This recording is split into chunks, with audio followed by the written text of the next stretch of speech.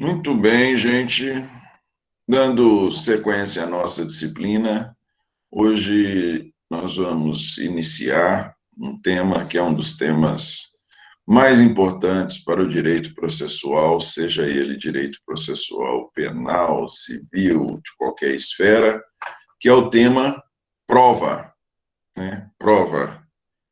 Afinal de contas, nós sabemos que a essência do direito, a atividade jurisdicional, o que é? A atividade jurisdicional é você apresenta uma demanda ao juiz de direito para que o juiz de direito aplique a lei ao caso concreto e ele vai aplicar a lei ao caso concreto a partir do que for apresentado para ele via prova. Nós temos as alegações feitas pelas partes.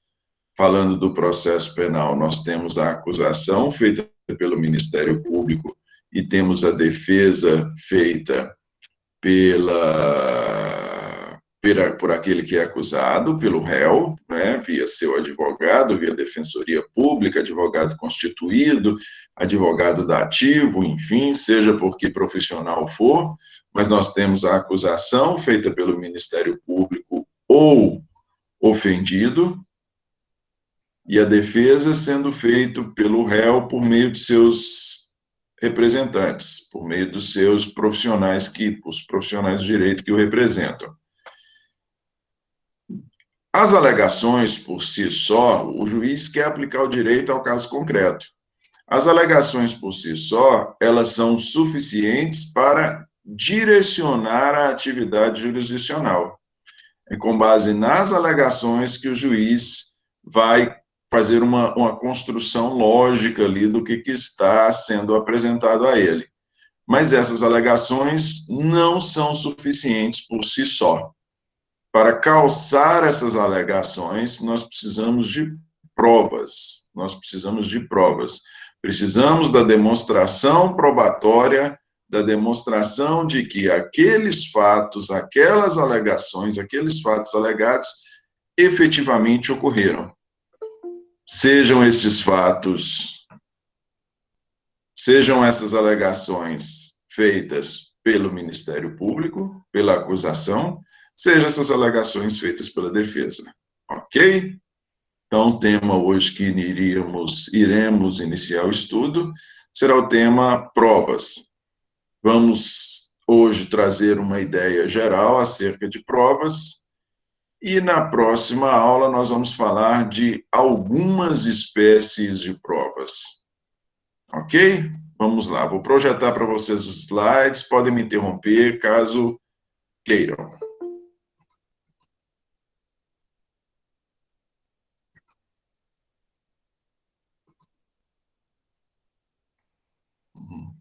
Aqui. Ok, vamos lá.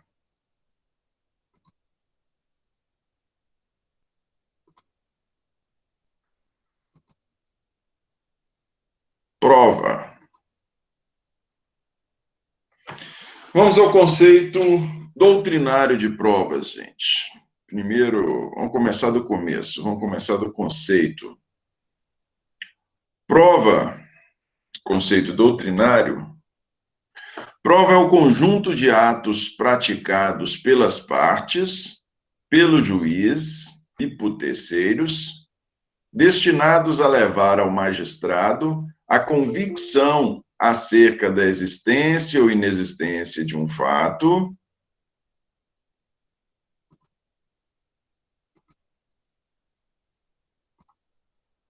a convicção acerca da existência ou inexistência de um fato, da falsidade ou veracidade de uma afirmação. Prova é o conjunto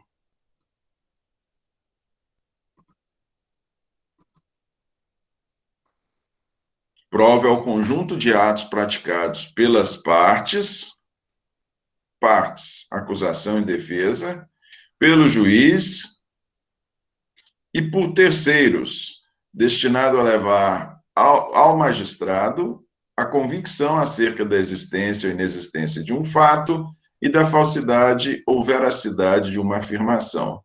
Vejam, gente, como eu acabei de dizer para vocês, a alegação pura e simples no processo penal não pode ser suficiente para condenação ou absolvição. A alegação pura e simples, ela não tem o valor, ela não pode ter o valor de calçar, de fundamentar a decisão judicial. Em qualquer sentido, nós precisamos que as alegações sejam efetivamente provadas.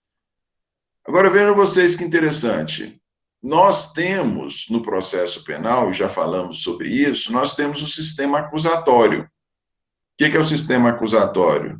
Nós temos bem distintas a figura da acusação, exercida via de regra pelo Ministério Público, da defesa, que é exercida por aquele a quem é atribuído a prática de uma conduta delitiva, e temos a função de julgar, que é exercida pelo juiz de direito, que se encontra equidistante das partes. Pois bem, as partes produzirem prova acerca das suas alegações, né, daquilo que trazem ao processo, é mais do que natural. Eu estou atribuindo um cometimento de um homicídio a João, eu, acusação, vou trazer provas de que João cometeu esse homicídio.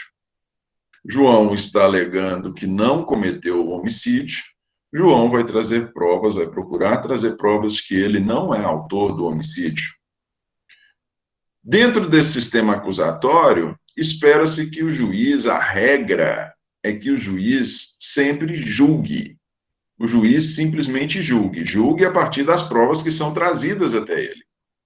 Porém, está aí no conceito, mais uma vez, que é o conceito doutrinário, este conceito é um conceito do Fernando Capês, está no conceito doutrinário e reafirma-se na lei, como logo vamos ver à frente. Apesar de termos um sistema acusatório, em que essas funções de acusação, defesa e julgamento são bem distintas, ainda assim, nós temos uma atividade probatória sendo exercida pelo juiz de direito. Mas, quando vier à mente de vocês prova, produção de prova pelo juiz de direito no processo penal, tem que vir à mente de vocês a palavra supletiva. A atividade do juiz é uma atividade, a atividade do juiz na produção de prova no processo penal é uma atividade supletiva, como logo mais vamos ver. A prova pode ser um ato praticado pelo juiz? Sim, pode, porém é uma atividade supletiva. Via de regra, essa é uma atividade exercida pelas partes. É uma atividade exercida pelas partes. Ou mesmo por terceiros. Nós podemos ter provas produzidas, por exemplo, pela perícia. Nós podemos ter provas produzidas pela perícia, peritos que são terceiros. Não é isso? Qual é a finalidade de prova? Levar os fatos, dar fundamentação ao magistrado. O propósito é provar a existência ou inexistência de um fato, como dito, a ocorrência ou inocorrência de um homicídio, ou mesmo nós sabemos que um dado fato, né, a ocorrência no mundo fático, ele não é tão simples.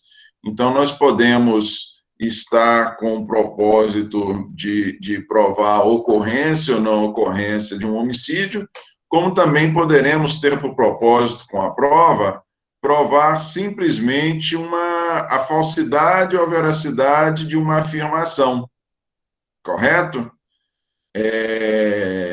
nós podemos ali, por meio tentar se provar um álibi, por exemplo, nós não estamos propriamente buscando provar a ocorrência ou inocorrência de um homicídio, mas nós podemos estar tentando provar que, por exemplo, a arma com a qual se alega ter sido realizado o homicídio, essa arma não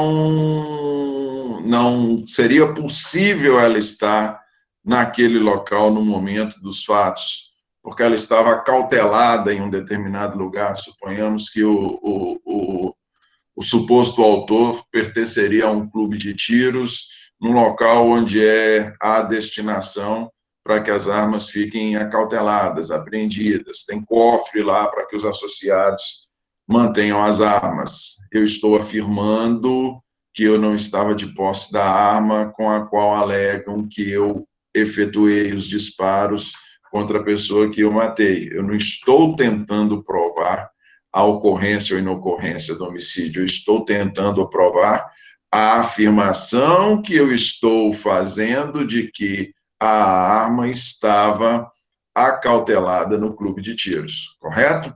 Então, a prova, ela pode se destinar, sim, diretamente ao fato, como também pode se destinar a afirmações feitas no processo que não necessariamente digam respeito diretamente ao fato. A gente vai falar disso logo aqui na sequência. Objeto de prova, gente. O que pode ser objeto de prova? O que pode ser propósito, né? O que pode ser objeto de prova no processo penal? Objeto de prova, também conceito doutrinário, é toda circunstância, fato ou alegação referente ao litígio sobre os quais pesa incerteza e que precisam ser demonstrados perante o juiz para o deslinde da causa.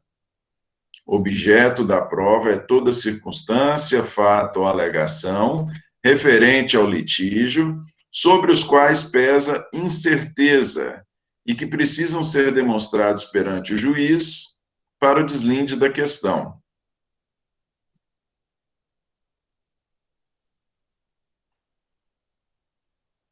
Sim, sim, Rodrigo.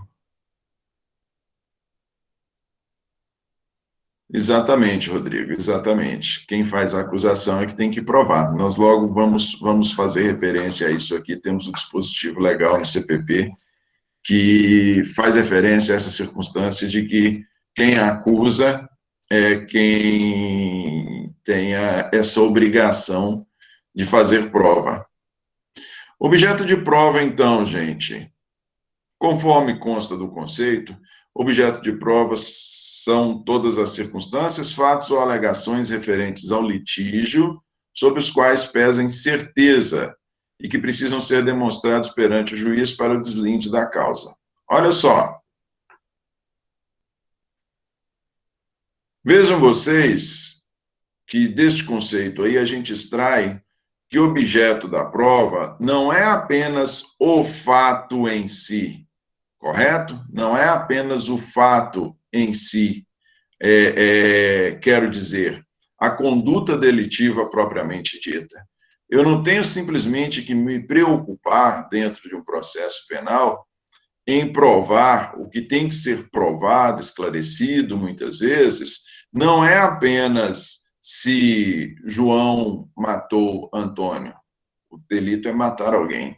Não é apenas se João matou Antônio. Nós temos toda uma circunstância, a depender de como o fato se deu, que são todas circunstâncias que são passíveis de prova.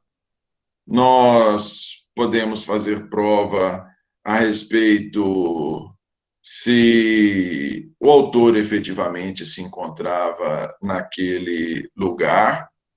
Nós podemos fazer prova acerca de se o autor realmente, se o objeto utilizado para o cometimento do delito seria ou não seria de propriedade, estaria ou não estaria na posse do autor. Nós podemos fazer prova, procurar fazer prova desse deslocamento do autor para o local dos fatos, enfim, há uma série de circunstâncias,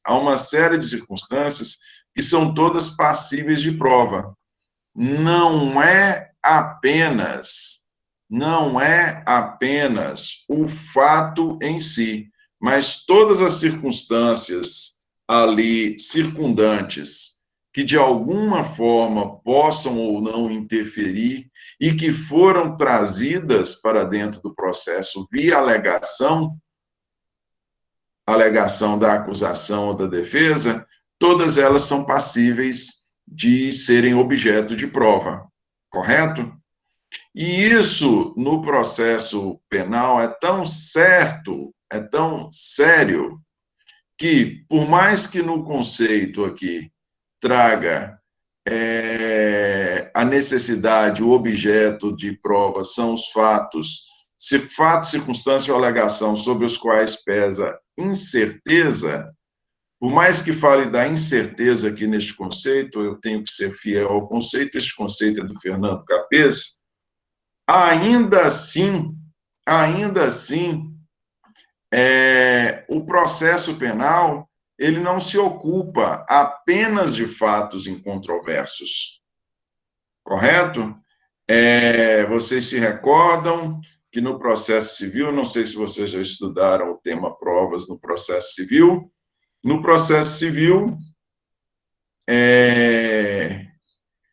os fatos incontroversos pressupõem-se verdadeiros, não é isso? Se os fatos são incontroversos, se não há contradição, né? Se não há oposição à parte contrária, se uma parte faz uma alegação e contra esta alegação não se opõe a parte contrária, portanto, se o fato é incontroverso, se a alegação trazida ao processo ela é incontroversa, no processo civil pressupõe-se que este fato seja verdade. Não é isso? O juiz pressupõe que este fato seja verdade. Aqui no processo penal, não. Aqui no processo penal, não. Vocês viram, e já falei isso aí ao longo do semestre, no processo penal impera o princípio da verdade real.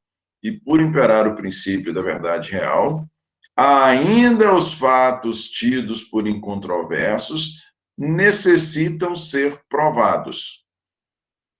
Mais uma vez, falei isso, vocês vão cansar, vocês vão me odiar de tanto ouvir isso. No processo penal, impera o princípio da verdade real, o direito penal tem por propósito a responsabilização penal. A responsabilização penal clássica é a pena de prisão. Prisão é o cerceamento do nosso segundo maior bem jurídico, que é a liberdade. Daí porque não se pode condenar uma pessoa com base em presunções. A simples circunstância do fato ser incontroverso não autoriza que o juiz dispense a sua prova, correto? Então, por mais que o conceito aqui, este é um conceito do Fernando Capês, ele fale da circunstância de se provar fatos sobre os quais pesa a incerteza, ainda assim, deve ser esclarecido que mesmo os fatos incontroversos, aqueles sobre os quais não há contrariedade entre as partes, acusação e defesa, mesmo estes, desde que preencham alguns requisitos legais, logo mais vamos falar, eles necessitam de prova, correto?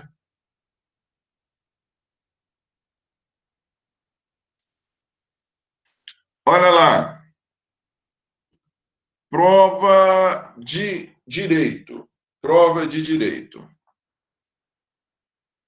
Nós estamos falando de prova de direito. Prova de direito não é a prova de direito aplicada pelos professores de direito. Prova de direito, prova de lei, prova de regulamentação. o juiz ele tem a obrigatoriedade de conhecer o direito, não é isso? O juiz tem a obrigatoriedade de conhecer o direito.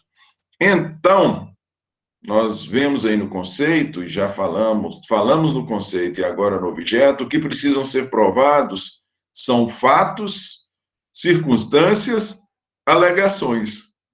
O direito que regulamenta o caso concreto, que estabelece o crime, que prevê a conduta como criminosa, que regulamenta o processo penal, esse direito ele não precisa ser provado. Nós não precisamos provar dentro de um processo que determinada regulamentação existe, nós não precisamos provar que determinada regulamentação está em vigor. Por quê? Porque o juiz tem a obrigação de conhecer o direito, não é isso? Isso não precisa ser provado, exceto se estivermos falando de regulamentação estadual, municipal ou alienígena, né, dita alienígena, estrangeira, de outro país. Estadual, municipal de outro país, ou mesmo nas situações onde caiba o chamado direito consuetudinário, os costumes. Nestas situações, é preciso sim eu demonstrar a existência e a circunstância, eu preciso demonstrar a existência que existe e que está em vigor. Aí vocês falam, pô, mas peraí, direito penal e processo penal são legislação federal. Direito penal e processo penal são leis federais. Ocorre que, por exemplo, determinados atos, por exemplo, determinados delitos, eles consistem na conduta de forma não autorizada em lei. Por exemplo, vamos lá, dar um exemplo aqui hipotético para vocês, e apenas por hipótese.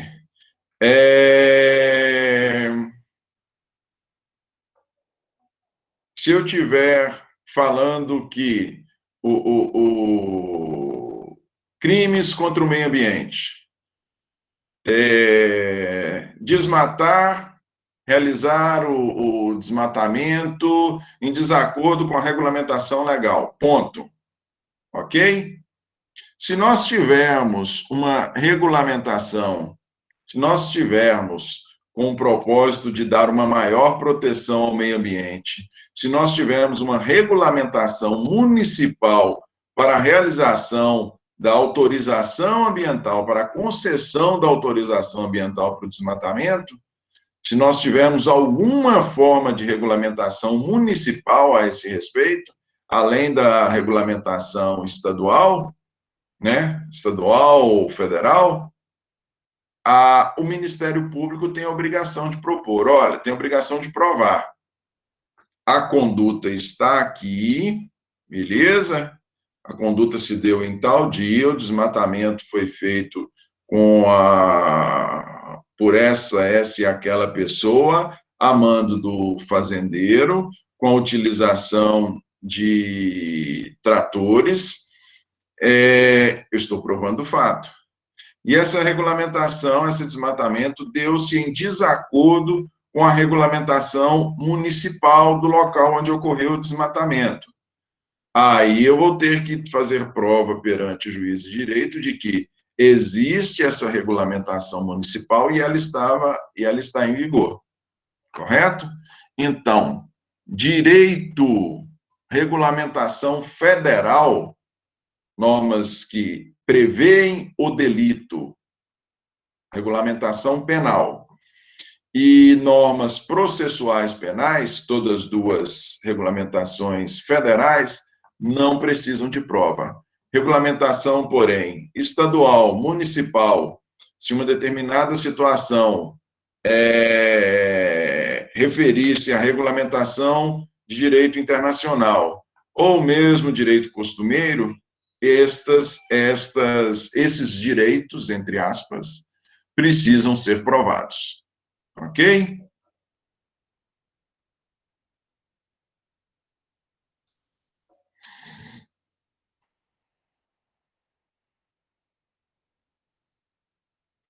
Ok, ok. Sumiu? Vamos lá.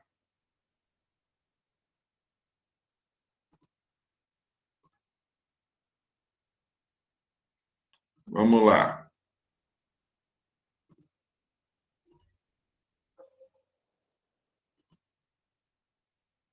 Sim, o direito processual, o direito ambiental, enquanto previsto constitucionalmente, ele é um direito de terceira geração, né? Ele é chamado de direito de terceira geração por dizer respeito não só às pessoas em si, mas à coletividade em geral.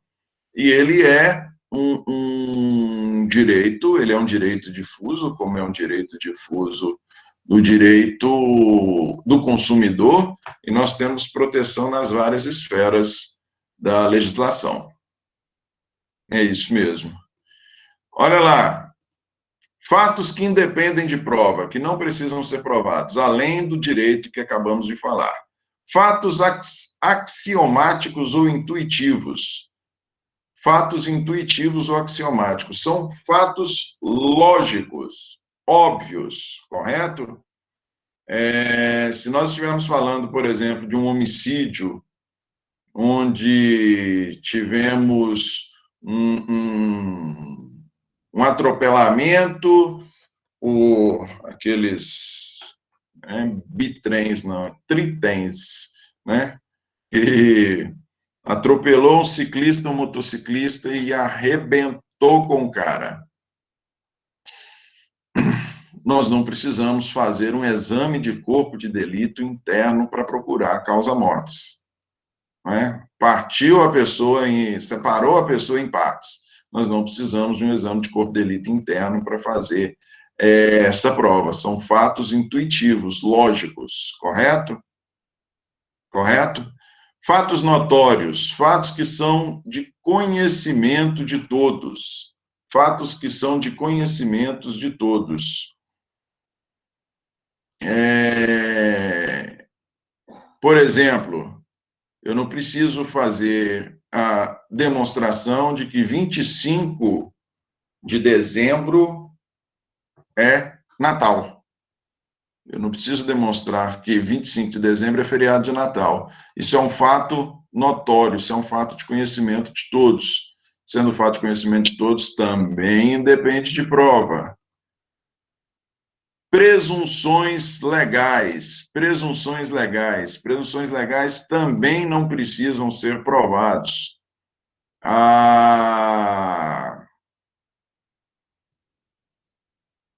Nós sabemos que o direito penal considera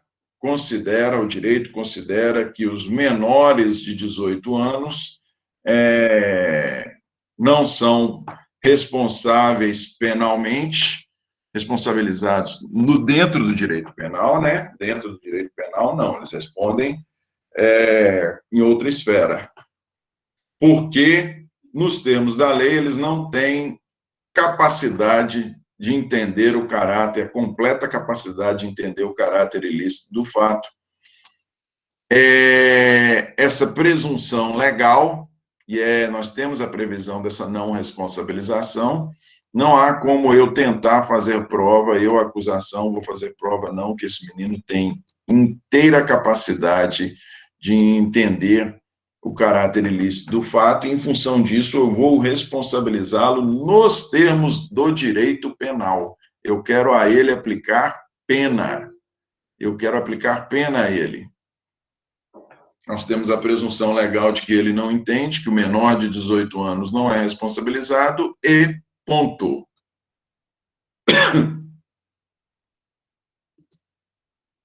Presunção legal. Fatos inúteis. Fatos inúteis são fatos que, de nenhuma forma, interferem no delito. De nenhuma forma interferem na questão. E não interferindo na questão, né, não tendo valor para a demonstração do fato em si, eles são considerados inúteis e o juiz não vai se ocupar, não vai autorizar a produção desses fatos. O delito ocorreu durante um jantar, não há nenhuma necessidade de se tentar demonstrar, né, a menos que a motivação foi ser porque a comida estava péssima, mas não há nenhuma necessidade de se demonstrar o que foi servido nesse jantar, qual a origem dos produtos que foram utilizados para fazer aquele prato, aquela refeição, são fatos inúteis, por mais que tenham ali, por mais que sejam ali, por mais que eles gravitem ao redor do fato criminoso em si, eles são inúteis para a indicação, para a demonstração da ocorrência ou inocorrência do delito ou mesmo de suas circunstâncias. Então, são fatos inúteis também não precisam ser provados. Fatos inúteis, presunções legais, fatos notórios e fatos axiomáticos, intuitivos ou lógicos, ok?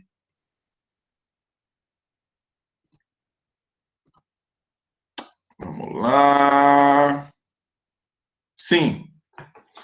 Para que se possa falar em produção de prova, gente, nós precisamos ter alguns requisitos a serem preenchidos, quando nós queremos nos valer de algumas provas. Porque, na verdade, o que acontece? Quando eu proponho a ação penal, via de regra, eu indico ao juiz, a acusação, eu indico ao juiz quais os meios de prova da denúncia, quais os meios de prova com os quais eu quero demonstrar as minhas alegações. Isso vale para o juiz, isso vale para a defesa, correto? Eu tenho que indicar quais são os meios por meio dos quais eu quero demonstrar os fatos. Então, nesse desenvolver, desde a apresentação, fala-se aí de momentos distintos, né? De requisitos que devem ser momentos distintos não, perdão, requisitos que devem ser observados para que uma determinada prova seja produzida. Primeiro desses requisitos, a prova tem que ser admissível. Admissível onde? Admissível em lei. A prova tem que ser admissível em lei. Dentre as provas previstas em lei, logo mais vamos falar das provas, na nossa próxima aula aí vamos falar de algumas, ela tem que ser admissível, tem que ser autorizada por lei. Nós temos aí, como vamos ver, nós temos prova testemunhal, nós temos interrogatório, nós temos perícia, nós temos prova documental, ela tem que ser admissível em lei, para que possa se valer de uma determinada prova, não é? Nós não podemos pensar, por exemplo, no exemplo louco aqui, nós não podemos estar falando de um crime de estupro e vamos fazer uma reconstituição dos fatos com um novo estupro. É óbvio que não, né? A admissibilidade é a circunstância da prova ser autorizada em lei. A prova tem que ser pertinente ou fundada. A prova tem que ser pertinente ou fundada. O que é pertinente? A prova tem que se relacionar, a prova tem que se relacionar com o fato, com uma alegação feita no processo, com uma circunstância referente ao fato criminoso. A prova tem que ser pertinente ou fundada. O juiz ele não autoriza a produção de prova que de maneira nenhuma se relacione com o fato. Então, essa pertinência que se fala aqui, tem que ser pertinente ou fundada, a pertinência ou a fundamentação refere-se à circunstância da prova que se quer produzir, ela deve se relacionar com o fato objeto do processo. Daí que se fala em pertinência. A prova tem que ser concludente. A prova tem que ser concludente. O que é ser concludente? A prova ela visa a esclarecer alguma dúvida ou alguma circunstância ainda não demonstrada no processo. Olha só,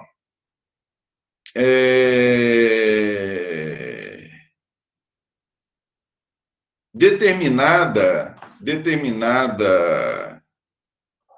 quando da propositura da ação, o Ministério Público ele já junta com a denúncia um monte de documentos. Da mesma forma que quando apresenta a sua defesa inicial, o ofensor, né, o réu, ele também apresenta um monte de documentos. Se diante desses documentos ali existentes, o juiz ver que não há dúvida acerca de determinada circunstância,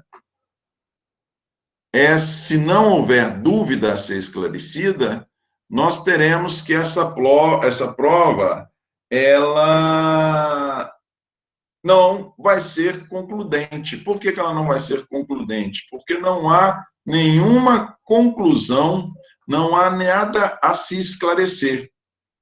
Então, se não há nada a se esclarecer, o juiz também pode não autorizar a sua produção.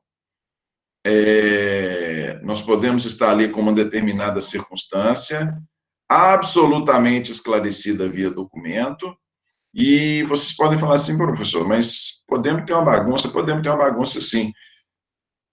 Suponhamos que na defesa a circunstância já está absolutamente esclarecida via prova documental, e ainda assim a defesa, eu lembro de um dos processos do Lula, o advogado perante o Tribunal, o Supremo, era até uma das ministras que estava presidindo a sessão, o advogado queria que fossem ouvidas 70 testemunhas. 70 testemunhas. Então, assim, você pode, a depender da circunstância, se não houver este filtro por parte do juiz, podem ser produzidas, podem ser propostas provas com o propósito de tumultuar o processo. E para se evitar este tumulto, então, o juiz faz essa análise.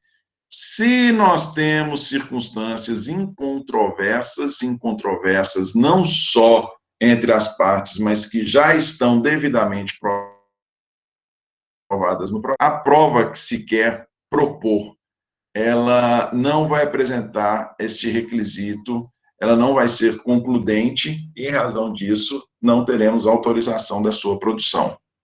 Correto?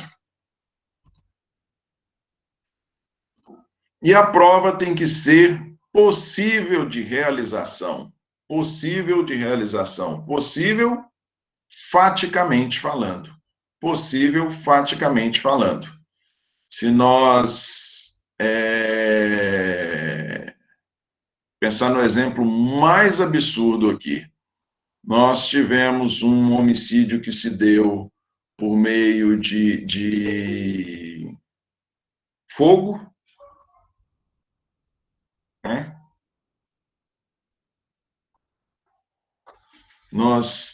Promoções como, Rodrigo?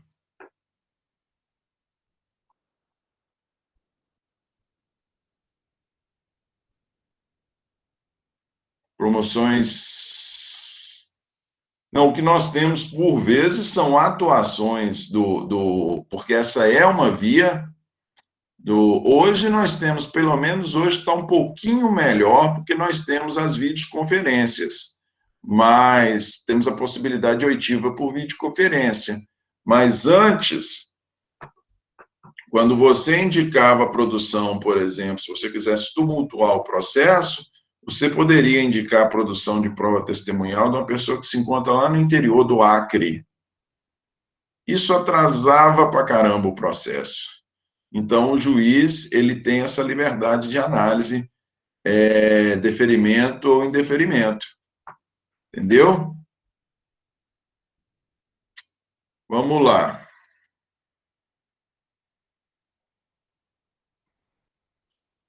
Não vi não, essa circunstância eu não vi não, Júlia. Vejam bem, gente. Impossível de realização. Suponhamos que, e digo, vamos pensar no exemplo aqui absolutamente idiota, vocês já devem ter ouvido falar, né, o pessoal fala aí, principalmente de briga de facções nesses favelas, nessas comunidades, brigas de facções ali, eles de vez em quando brincam falando que vão fazer um micro-ondas, né? Micro-ondas, você coloca a pessoa dentro de um monte de pneu e toca fogo, coloca combustível e toca fogo. E se realmente fizer um micro-ondas Master Plus e queimar a pessoa todinha, que ficar só as cinzas, e a acusação ou a defesa quiser solicitar que seja feito um exame de corpo de delito, um auto de corpo de delito, um exame pericial no corpo, é lógico que se o corpo não existe, não tem como realizar este exame. Nós não temos uma possibilidade fática de sua realização. Se não temos a possibilidade fática de sua realização, este requisito não vai estar preenchido. Então, os requisitos são a admissibilidade, autorização em lei, a pertinência deve ser relacionado ao fato objeto do processo, concludente, ele visa esclarecer alguma circunstância ainda não esclarecida no processo, e deve ser possível de realização, faticamente falando. Correto?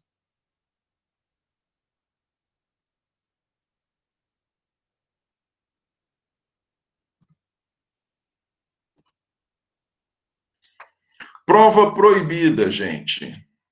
Prova proibida. Nós temos previsão constitucional e previsão legal acerca da chamada prova proibida, como vamos ver, são a prova ilícita ou prova ilegítima. Ilícita, ilegítima e ilícita por derivação. Prova proibida, temos previsão, regulamentação tanto constitucional quanto processual penal para ela. Prova proibida, num primeiro momento, temos lá no artigo 5º, inciso 56. São inadmissíveis no processo as provas obtidas por meios ilícitos. Não são autorizadas no processo as provas obtidas por meios ilícitos. Por mais que essas provas demonstrem a ocorrência do delito, ainda assim elas não podem ser obtidas, elas não podem ser utilizadas no processo. Artigo 157, Código de Processo Penal, são inadmissíveis, devendo ser desentranhadas dos processos, as provas ilícitas, assim entendidas as obtidas em violação de normas constitucionais ou legais. As provas, como vamos ver quando falarmos aí de espécies de provas, todas elas são regulamentadas em lei. Quando essas provas são obtidas de forma em desrespeito a esta regulamentação legal, quando as provas são obtidas em desrespeito a essa regulamentação legal, neste caso, essa prova é considerada prova ilícita e ela deve, então, ser desentranhada do processo. Isso é tão certo, é tão efetivo, E só para vocês terem uma ideia, eu tive um exemplo muito claro disso há algum tempo atrás. Em uma determinada circunstância, foi apreendido um,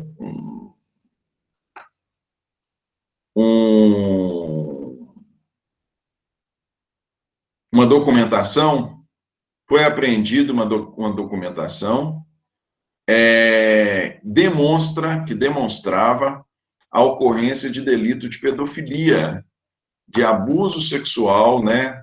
Pedofilia no sentido de abuso sexual, a modalidade de abuso sexual de criança ou adolescente.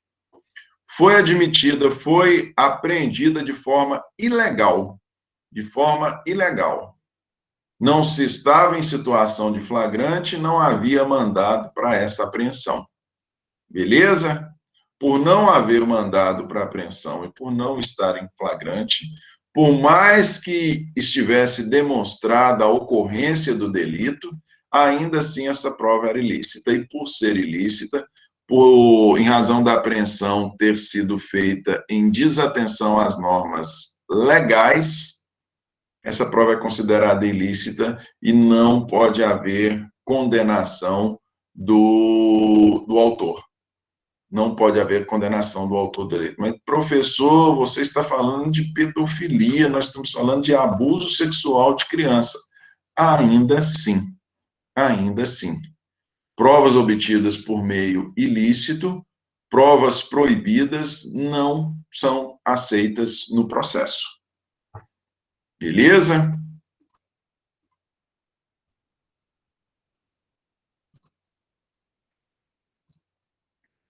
Essa chamada prova proibida, gente, ela se divide em 3 espécies. Temos a chamada prova ilegítima, que é aquela que se dá, é a prova produzida, é a prova proibida produzida em desrespeito a normas processuais, é chamada prova ilegítima. Prova ilegítima é a prova proibida produzida em desrespeito a normas processuais. Por exemplo, vocês vão estudar o procedimento de júri. No procedimento de júri, não pode ser exibido, na sessão do júri, não pode ser exibido nenhum documento para os jurados que não tenha documento a que não tenha sido dado prévia ciência à parte contrária. A acusação ou a defesa, ela não pode lançar mão de exibir um documento durante o plenário do júri, documento esse que ele não tenha dado prévia ciência à parte contrária, seja acusação, seja defesa. Nestes casos,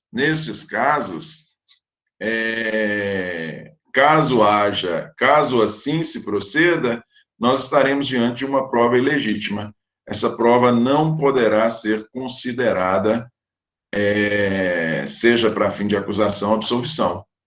Correto? Porque é uma prova ilegítima produzida em desrespeito a uma norma processual, a norma processual que regulamenta o procedimento de júri. Beleza? Prova ilícita. Prova ilícita é a prova proibida, produzida em desrespeito a normas penais. Não a normas processuais, mas a normas penais. A normas penais. A direito material. Um exemplo classicíssimo de prova ilícita são as provas obtidas por meio de tortura. A confissão obtida por meio de tortura, por exemplo, é uma prova ilícita, não é uma prova proibida ilícita. Não é uma prova proibida ilegítima, é uma prova proibida ilícita. Correto? Em desrespeito a normas de direito material. Tortura é crime. Tranquilo? Prova ilícita por derivação. Prova ilícita por derivação é aquela que, embora lícita, por si só, a ela só se chegou a partir de uma prova ilícita.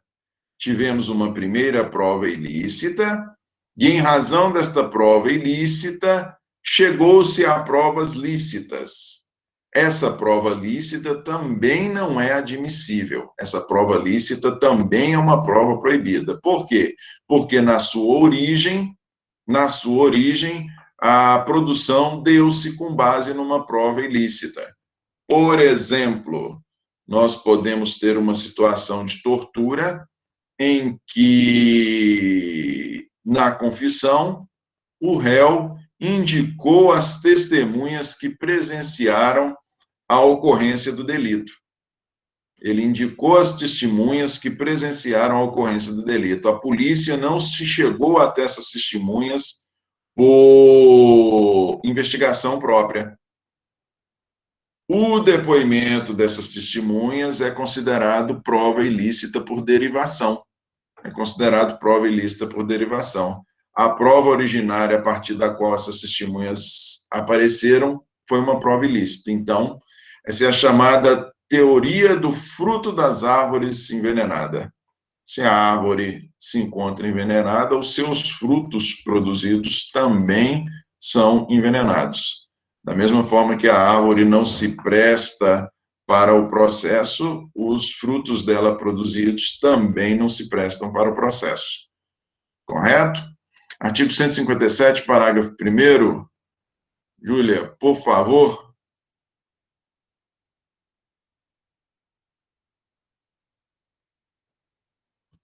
Não, pode não, Júlia.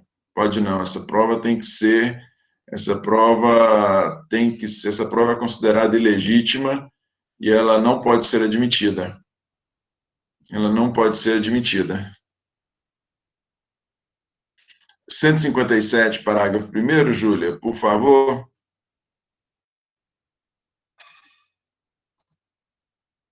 Vamos lá.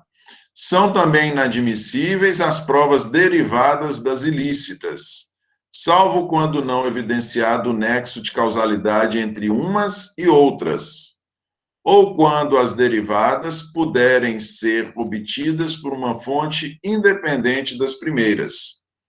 Suponhamos, mais uma vez, são também inadmissíveis as provas derivadas das ilícitas, é o que acabamos de dizer, salvo quando não evidenciado o nexo de causalidade entre umas e outras, ou quando as derivadas puderem ser obtidas de outra fonte independente das primeiras. No mesmo exemplo dado, suponhamos que a polícia já tivesse conhecimento, já estivesse materializado dentro da investigação a existência dessas testemunhas. A polícia já sabia que aquelas pessoas testemunharam a ocorrência do delito, já estava corporificado dentro da investigação, essas pessoas elas já existiam dentro da investigação. Neste caso, por mais que mediante tortura o acusado tenha feito referência, tenha confessado o crime, feito referência a essas pessoas já eram, a existência delas já era do conhecimento da polícia por meios independentes. A polícia já tinha conhecimento da existência dessas pessoas, não a partir do depoimento obtido, da confissão obtida mediante tortura. Então, por serem de fonte independentes, elas não são consideradas provas ilícitas por derivação. Ok?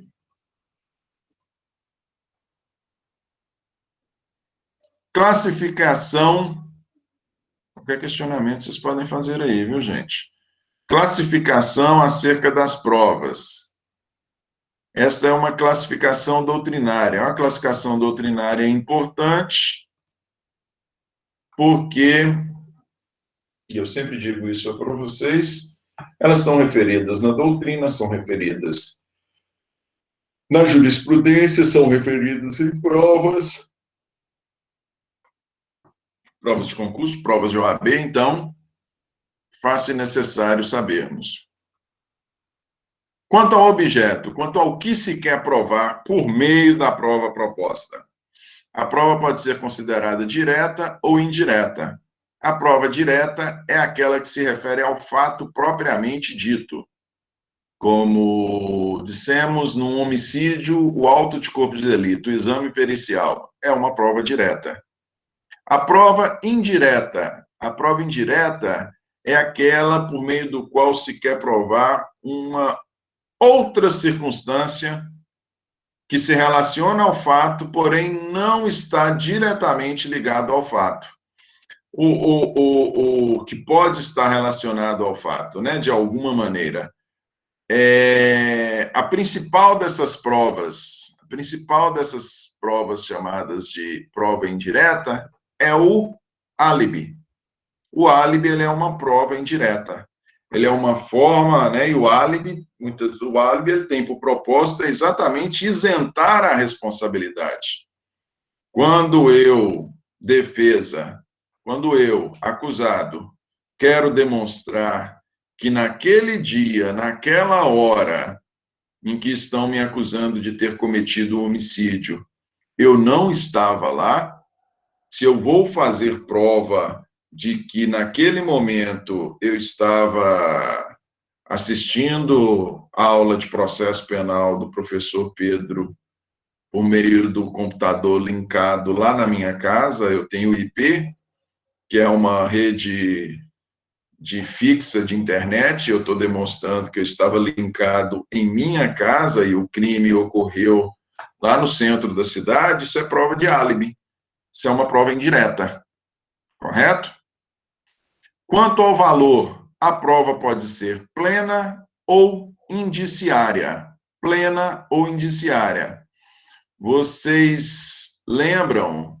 Nós falamos a respeito, nós falamos aí, eu digo que em algumas, acabamos de falar de provas, não foi? Foi. Acabamos de falar de provas aqui. Nós falamos de prova, prisão em flagrante, prisão temporária, prisão preventiva. Nós temos algumas medidas dentro do processo penal em que nós não precisamos, no que diz respeito ao valor da prova, nós precisamos de que essa prova seja absoluta. A prova plena é a considerada prova absoluta, inquestionável.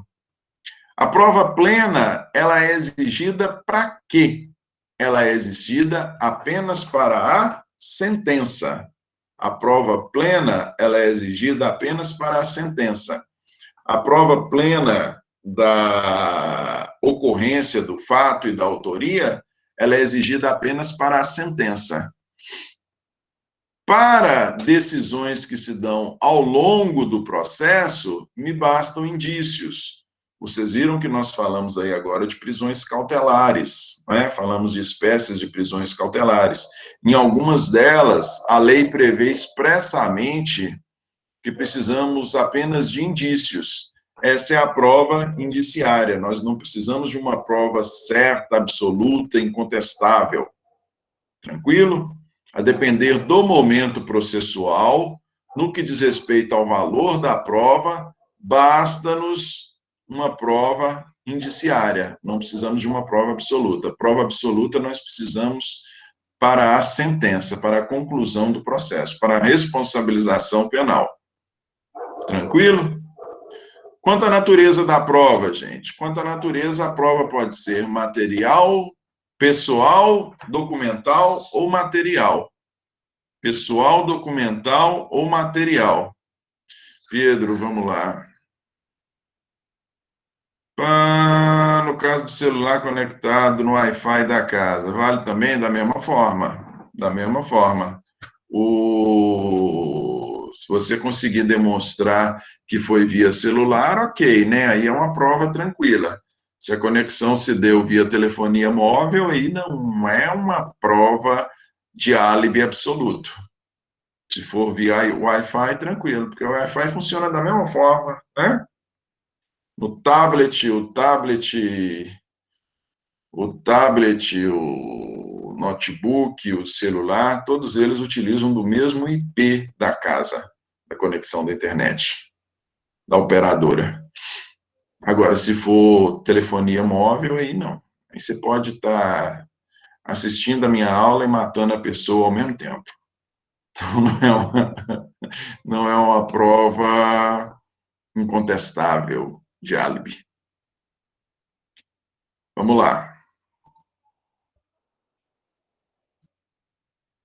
Quanto à natureza, a prova pode ser pessoal, documental ou material.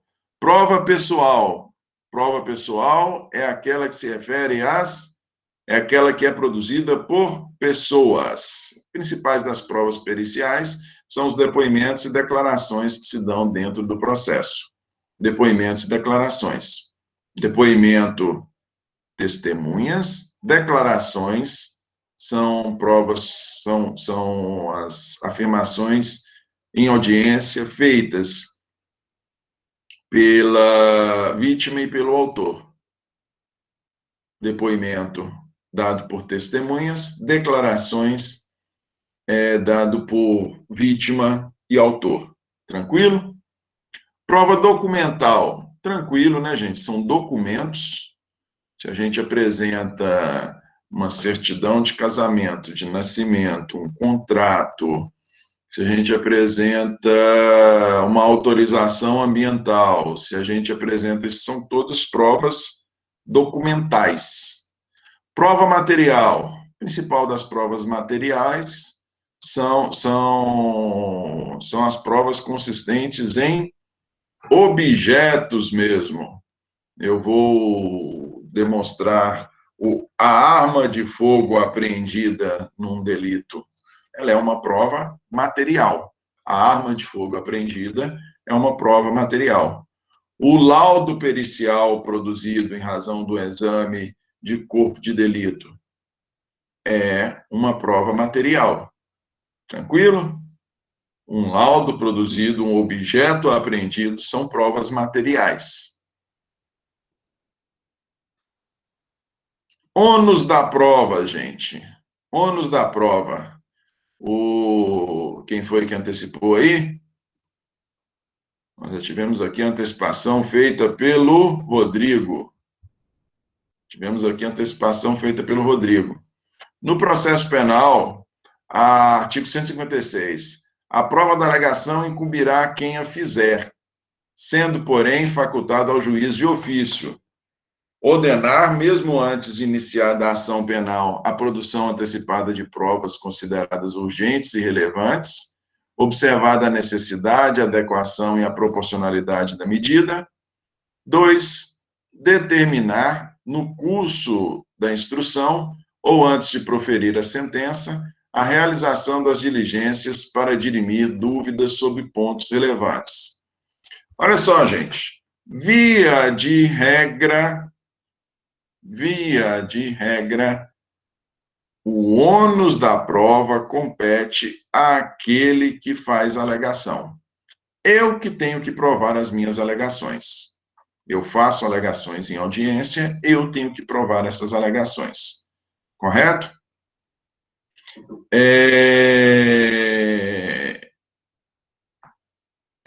Nós dissemos, desde lá atrás, que o nosso sistema ele é um sistema acusatório.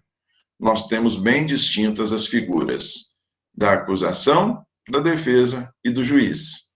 São 3 pessoas ali, uma relação triangular. A acusação, ao Ministério Público compete fazer a acusação, ao réu compete fazer a sua defesa e ao juiz compete julgar.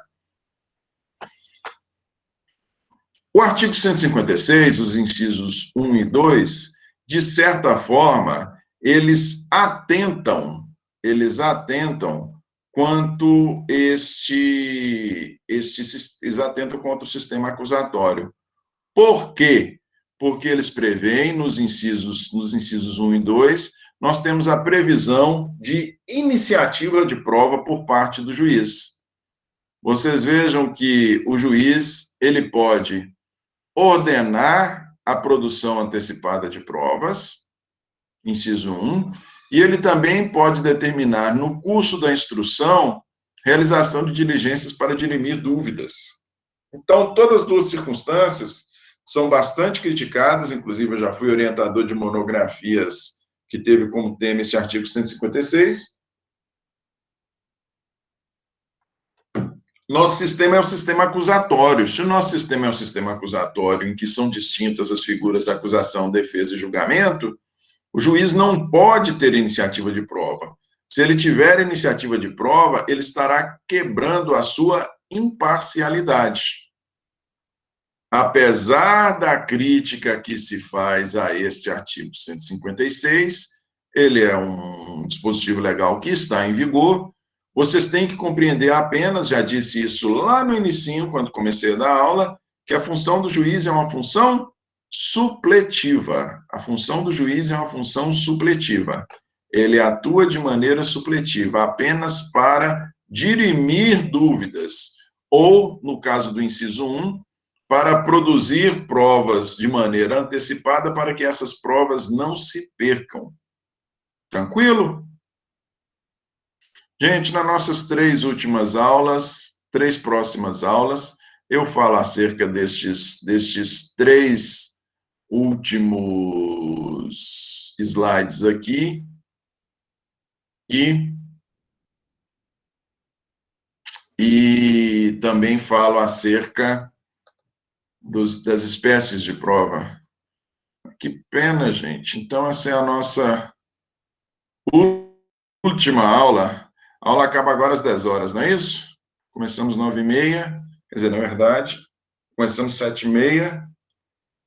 7h30, não é isso? Como era 7h30, acaba 9h40. 9h50, 8h50. Ah, é 9h10? Não, mas de toda forma, 10 minutos só é pouco. Vamos destinar esses 10 minutos aqui para a nossa... Deixa eu ver aqui. Não, vamos deixar para a nossa próxima aula, porque senão não vai dar, não. Muito bem, gente. Deixa eu fazer uma chamadinha rápida aqui, considerando a presença de vossas senhorias.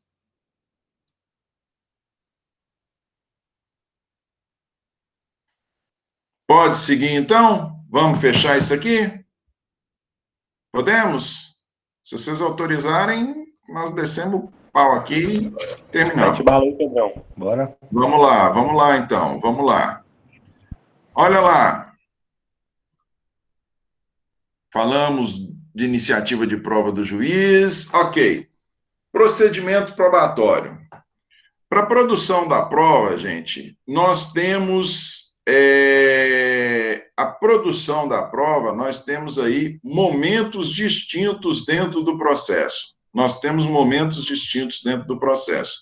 E esses momentos, eles se referem à atuação do juiz de direito e à atuação das partes. Prestem atenção. Num primeiro momento, no procedimento de prova, na realização da prova, na produção da prova, nós temos a chamada proposição. O que é a proposição? É o momento que eu proponho ao juiz de direito a produção da prova. O Ministério Público, na denúncia, descreve o fato e, além de descrever o fato, ele indica lá, olha, eu quero que sejam ouvidos fulano, beltrano e ciclano. Isso é propositura. Proposição é quando eu, acusação, ou eu, defesa, indico as provas que eu quero que sejam produzidas no processo. Propositura. Ok? Admissão. Admissão já é um ato do juiz de direito. É quando o juiz de direito olha a peça, olha a denúncia, ou olha a peça inicial da defesa, analisa ali e fala, ok, essa prova é admissível no direito, essa prova é pertinente, essa prova é concludente, essa prova é passível de realização, faticamente falando. Ela é admitida no direito, ela tem pertinência, ela é concludente, visa esclarecer alguma dúvida ainda não esclarecida, e ela é realizável faticamente. Então, eu vou admiti-la, ato judicial. Terceiro momento da produção da prova, terceiro momento do procedimento probatório, é a produção. Vamos, então, produzir a prova. eu, a acusação, pedi que fosse ouvido fulano, beltrano e ciclano, vamos para a audiência. Na audiência designada pelo juiz de direito, nós ouvimos fulano, beltrano e ciclano. Isso é produção de prova, correto? Quarto momento do procedimento probatório é a apreciação. Eu, juiz de direito, vou sentenciar. No momento que eu vou sentenciar, eu vou apreciar e vou valorar ali as provas. Não, de fato, essa alegação aqui está aprovada pelo depoimento de fulano e beltrano.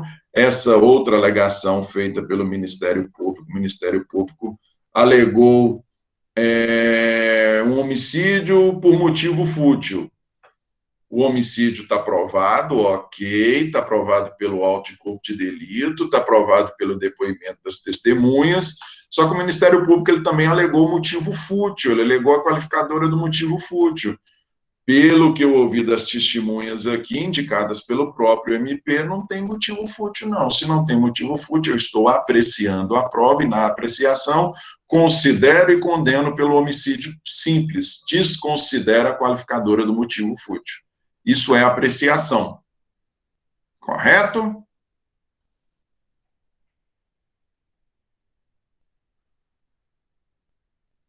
Está sem slide, gente? Perdão.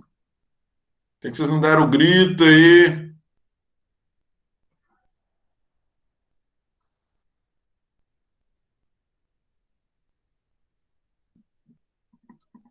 Vamos lá, vamos lá, vamos lá, vamos lá, vamos lá.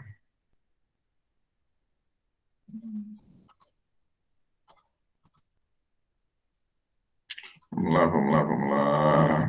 Aqui, aqui.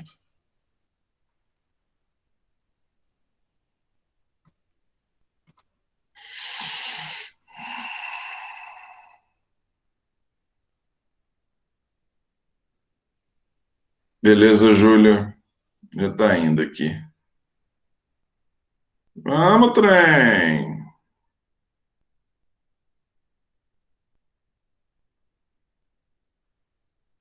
Oh, Jesusinho. O Chrome não está respondendo. Ô, filhinho. Facilita a vida nossa.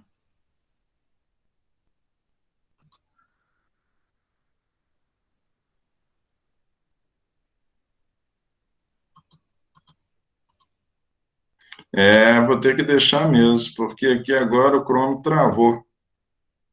Travou. Só porque nós estamos querendo concluir o negócio, o Chrome travou. Muito bem, gente. De toda forma, só para não dizer que não falei de flores, acabei de falar aí para vocês, nesse último slide, os momentos distintos, então, de produção de prova.